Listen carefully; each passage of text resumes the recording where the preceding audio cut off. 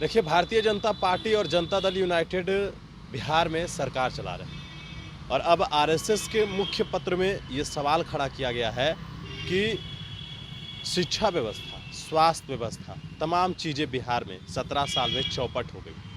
बात करेंगे कांग्रेस के प्रवक्ता हैं उनसे कि आखिरकार किस तरीके से देखते हैं। राजेश राठौड़ है हमारे साथ।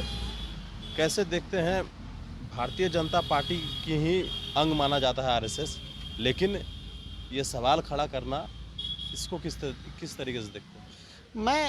मैं कांग्रेस पार्टी या तमाम विपक्षी दल पहले से ये बात को कहते आ रहे हैं कि नीतीश कुमार के नेतृत्व में और भारतीय जनता पार्टी के सहयोग से जो सरकार चल रही है उसमें बिहार विकास नहीं किया है, बिहार विनाश की ओर गया है। चाहे जिस क्षेत्र में कहे, कुपोषण के क्षेत्र में कहिए, शिक्षा के क्षेत्र में कहिए, स्वास्थ्य के क्षेत्र में कहिए, कोरोना काल सबने देखा है, बेरोजगारी की मार झेल रहा है, उद्योग बंद हो गए हैं।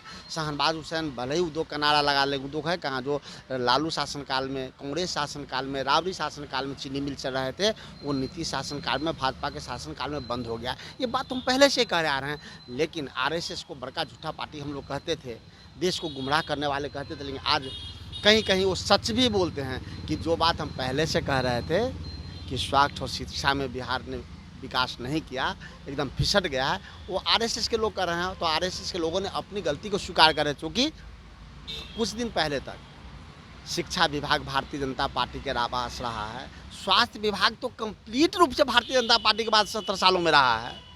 चाहे मंगल पांडे अभी हों, मंगल पांडे पहले हों, अब मंगल तो इन्हीं के काज में हो रहा है। रामधनी बाबू शिक्षा मंत्री, कई लोग शिक्षा मंत्री रहे हैं जो भारतीय जनता पार्टी के कोटे से रहे हैं।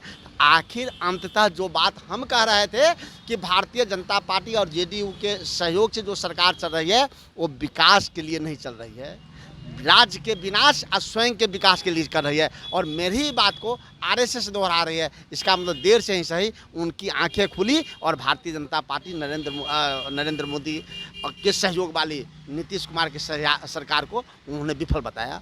नहीं, देखिए, आरएसएस ने जो सवाल खड़े किए हैं और ये विपक्ष का सवाल भी रहा है, आपने बताया जिस तरीके से, लेकिन अभी ये सवाल खड़ा करने का क्या औचित्य है? हो सकता है आरएसएस के एजेंडे पे कई बातें नहीं हो रही हो, आरएसएस को कमीशन नहीं जा रहा हो, चूँकि स्वास्थ्य विभाग किसके पास है? मंगल पांडे के पास है। मंगल पांडे कौन है? भारतीय जनता पार्टी के प्रदेश अध्यक्ष रहे हैं, इससे पहले भी स्वास्थ्य विभाग उनके पास रहा है लगातार। इससे पहले कौन थे? अश्विनी कुमार चौबे, जो केंद्र में भी स्वास्थ्य मंत्री बने। तो स्वास्थ्य विभाग अगर पिछड़ा हुआ है बिहार में और आरएसएस बता रहा है, तो आरएसएस को ये भी पता होगा कि आरएसएस के हार्डकोर ही शिक्षा मंत्री और स्वास्थ्य मंत्री बिहार में रहा है, चाहे मंगल पांडे हो या अश्विनी कुमार चौबे हो। तो जो बात मैं कह रहा था उसको आरएसएस ने स्वीकार करके भारतीय जनता पार्टी की नज़र खोली है कि अब आप सत्ता छोड़िए और महागठबंधन की सरकार बनेगी। अच्छा, देखिए, आप लोग विपक्ष में हैं, सवाल ये है कि जिस तरीके से प्रदेश अध्यक्ष भाजपा के सवाल खड़ा कर रहे हैं जेडीयू के ऊपर, ये कह रहे हैं कि सरकार नहीं चला रहे हैं, बल्कि पुलिस प्रशासन के खड़ा रहते हुए ट्रेनों में आग लगा दी गई। आखिरकार इस तरीके से बिहार में कैसे चलेगा? आप लोग विपक्ष में हैं। विपक्ष तो पहले ही से कह रही है, जनता भी कह रही है कि बिहार में लॉ एंड ऑर्डर फेयर है, लेकिन पहली बार हुआ है कि बिहार में दो गृह मंत्रालय चल रहा है।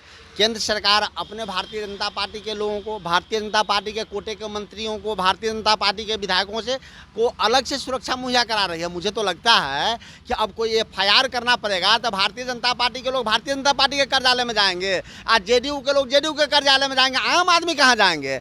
आम आदमी के लिए न्याय का द्वार बंद हो गया है इस सरकार में। जब केंद्र सरकार का अलग सुरक्षा कार्यालय हो और राज्य सरकार का अलग सुरक्षा कार्यालय हो तो आवाम कहाँ जाएगा? यह पहला सरकार राज्य देखा जा रहा है जहां भारतीय जनता पार्टी के गृह मंत्रालय कहीं और है और राज्य सरकार का गृह मंत्रालय कहीं और है और आवाम के लिए कोई गृह मंत्रालय नहीं है, भगवान भरोसे चल रहा है।